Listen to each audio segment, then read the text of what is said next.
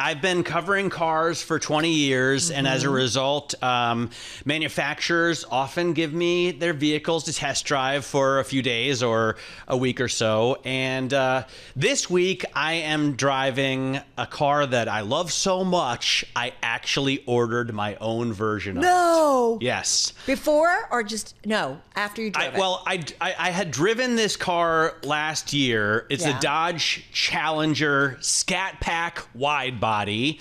It's a long name for basically an old muscle car. They've been making it for like 15 years with a giant engine that's a dinosaur. It's a 6.4 liter V8, a carbon footprint the size of like Bigfoot, right? So they're not making them anymore. This is the last year. Last year I tried one out and I said, okay, I have to have this before they go away. They're never going to make anything with this kind of displacement again, and it'll be nice to have in the garage. But I wanted the automatic version, and when my friend Matt Hardigree, who was on with us a couple weeks ago, heard about that, he said, "Oh, you got to get Dodge to give you the stick shift." So I have it's like toxic waste green. It's called Sublime. I don't know why anyone would want it in this color, but it's a special edition of this car with 392 cubic inch V8. It's got 485 horsepower, 470 pound-feet of torque. It's just a monster of a car. But I am in love with it. It sounded so smooth on the conference call, though, this morning. It is smooth. This is what I love about it. It's not a sports car like a 911 or what the Mustang and Camaro have become. It is a muscle car. And the best time I had with it was driving home from drinks in the city a couple nights ago, up the Henry Hudson Highway. It's like 9 o'clock at night. There's hardly anybody else on the road. And I'm just cruising at like 65, window down, and Black Sabbath comes on the radio. And I was just like, this is what this car is made for. Anyway, Kevin Tynan is going to join us now from Bloomberg Intelligence. He covers the auto industry from the business perspective, but he also is a gearhead. And Kevin, I just wonder about this. I have so much enthusiasm for it, but it's a dying product. It's a dinosaur, right? It's made by Dodge, which is like an American company that's owned by the French via Italy. What do you think about this vehicle and in a time when everyone else is going electric? Yeah, and look, well, let me say this. In getting it in green, any of those parking spots that are for green cars only, technically, you can park there. I don't think that's how it works. But, yeah, look, I'm seeing that with a lot of my enthusiast friends. I bought up a V12 Mercedes because you're not going to see them anymore. Manual transmissions, forced induction V8s, they're just going away. The secondary market will be big on these for a long time. But the one thing I'd say about Dodge and really getting out of that LX platform, that's Challenger, Charger, and 300 in the Chrysler brand, is that, that's still Tim Kuniskis, and I'm sure you've met Tim a bunch of times also. That guy gets it, right? He ran SRT, he's ran Dodge since 2021, and if there's somebody that understands the enthusiast community and what these cars mean to people, to him, fast is fast. So, even if it is electric or there's some sort of hybrid drivetrain in it, I would guarantee that what comes out of Dodge in the future is going to be really good. Can I ask you guys this really stupid question, but can you not have a manual on an electric? That's not a stupid question at all. Thank you. In fact, and I wonder this too, Kevin.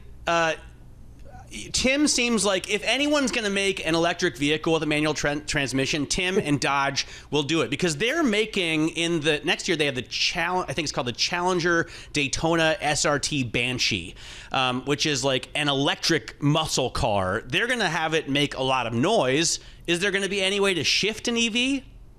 Yeah, I mean, I think Ford toyed with the idea a little bit with Mach-E, like one of their rally versions of Mach-E. It's totally unnecessary, but it certainly could be done. So yeah, I think if there's a way to do it. I'm not a big fan, and I've actually said this to Tim and his people, like I'm not a big fan of fake noise for the sake of fake noise.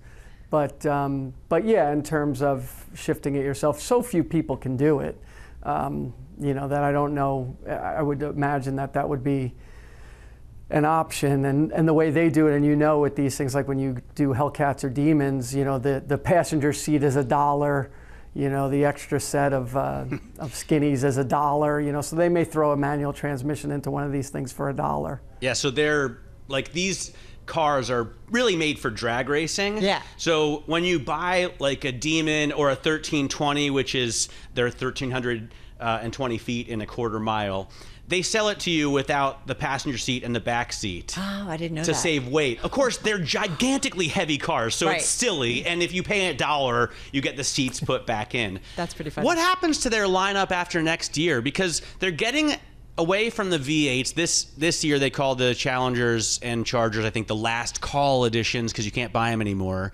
When you go to EVs, okay, they have this Halo car in the Banshee, but what else do they have? Is Dodge going to survive in Stellantis's stable of brands? Hang on a second. For those who are watching on YouTube and Bloomberg Originals, there's that green monster. Yes, we're just showing it to everybody. They call this Sublime, and among the enthusiasts, Tain't it's a very nothing Sublime popular about color. I don't think so either. I wouldn't choose it. I ordered mine in a dark green because this color to me screams, give me a ticket, pull me over. It belongs in Cars the movie. But anyway, Kevin, come on in. What happens to Dodge in the future? Well, look, really between the two cars and Durango, Hornet's done well. Again, if there's one CEO or one brand manager, which Tim is actually the CEO of Dodge, but that I would trust with the future of my portfolio, it would be that guy. It's not, look at the Chrysler brand, not a lot of nameplates in there, same thing with Dodge, Pacifica. but what they do, they do really well. And I think Dodge is going to assume, and it has been the case for a couple of years, there's really no more garden variety Chargers or Challengers heading to rental fleets. They're all the fire breathers like the one you bought, 392s, SRTs, Hellcats, Demons, like all that stuff.